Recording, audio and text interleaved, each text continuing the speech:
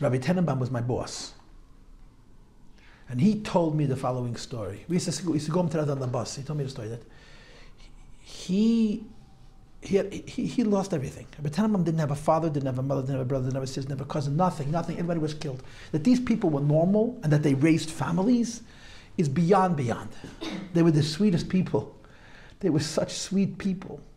And they had every reason to be so angry. Rabbi Tenenbaum, Rabbi Mentlik, Rabbi Weinberg, they were such a Zisa Yidden. All of them lost everything.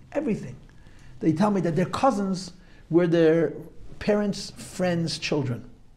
They didn't have biological cousins, they had friend cousins. Rabbi Tenenbaum was friends with Rabbi Kotlarski, so the Kotlarskis and the Tenenbaums were cousins. They were not related, but that's all they had. They were like brothers, mamish like brothers. Anyway, Rabbi Tenenbaum left, so they were saved through Sugihara. They went east, right? When the Nazis and the Russians divided up Poland, they went to the eastern half, to the Russian half. Who could think that you're better off in Soviet Russia than in Nazi Germany? In Vilna. And then at some point, they went further east.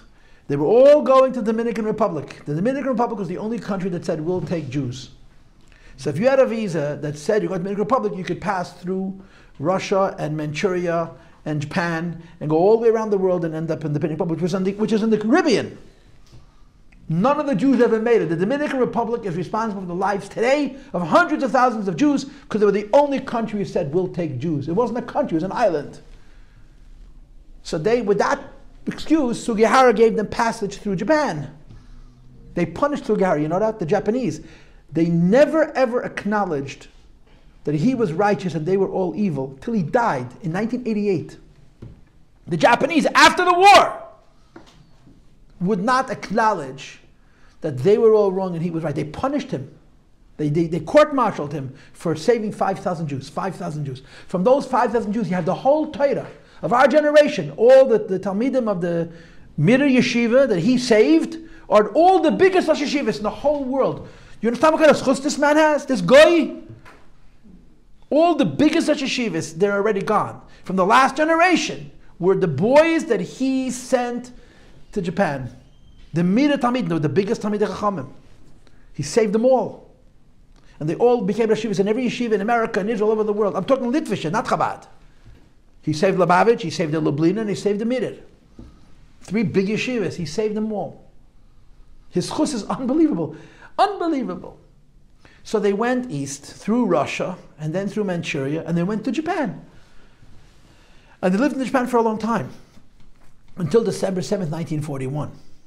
Because as long as Japan and America were at peace, they lived in Kobe, Japan. They lived on the islands of Japan. But at the end of 41, Japan started up with America. So they became very paranoid about foreigners. So they moved them from the islands of Japan to the mainland to what's called Shanghai. Shanghai was it's an international city in China. This is where they suffered hunger. People died from hunger in Shanghai. But at the beginning of the war, they were in Kobe, Japan. Now, America gave visas to a certain number of people to come to the United States during the war. Canada gave visas to a certain number of people to come to Canada during the war. So there's Lubavitcher families that came in 41, the long way. They went through Russia, Manchuria, Japan, and then they went around the world. They went, whatever it is, Hawaii, and they came to San Francisco. Some of them came to New York, and some of them went to Montreal. Rabbi Tenenbaum was one of the 9 boys that came to Montreal in the winter of 1940, I think, or 41, early on in the war. 9 Bacharim came to Canada. They would not let him into America. No father, no mother, no brother and sister. They would find out in the next 6, 7, 8 years that everybody was murdered. They had no mishpacha. And they settled in Montreal. They started yeshiva. They were the first Yiddishkeit in Montreal. They made such a splash. The first yeshiva, the first everything. But they were not allowed into America until after the war. In other words, America would not allow Canadian immigrants to cross the border. Most of them ended up living in Montreal. Galitsky, Kramer, Handel, and others. Some of them moved to America. Amongst those who moved to America was Rabbi Tenenbaum. He came here in 46, after the war. He comes to New York. He's here a week or two, a very short time. He goes to the Frierdiker Rebbe, and the Frierdiker Rebbe was his everything. was his father, was his mother, he was his uncle, he was his aunt, he was everything to him. And the Frierdiker Rebbe tells him to make a yeshiva in Philadelphia. So he tells the Frierdiker Rebbe, I just got here. I need to be near my... It wasn't just Rebbe, this was Tata Mama. He had nothing. These people went to the wedding without a relative. Without a single blood relative, not one. And they were such beautiful people. They were such sweet, the Polish, they were such sweet people. I knew them. They were the nicest people. They had no anger in them. I don't understand how. They were such Zise Yidden. They were such sweet Jews. So he tells the Rebbe, I want to be around the Rebbe for a little bit. So he gets to this point of the story. We're sitting on the bus. And he says, the Rebbe mir gesucht. The Rebbe told me, and he starts to cry. And he wouldn't finish the story. After he died, his children told me that the Rebbe said to him, Ich behandle sich mit dir azoivet an eigenem oig. I treat you as if you're one of my eyes. I need you in Philadelphia.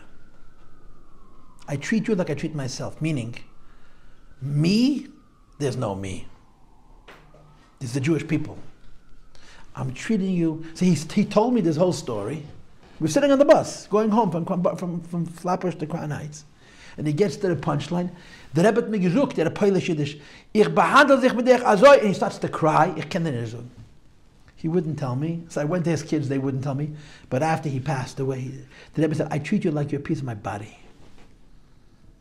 In America, the Rebbe has created a kahila, a community of Jews, this is us, who live for others at our own personal expense, not only physically, but spiritually.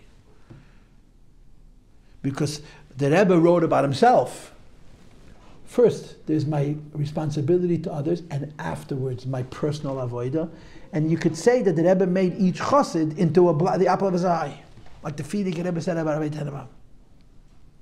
So the Alter Rebbe says, this level of Mesiras Nefesh, not everybody's holding by.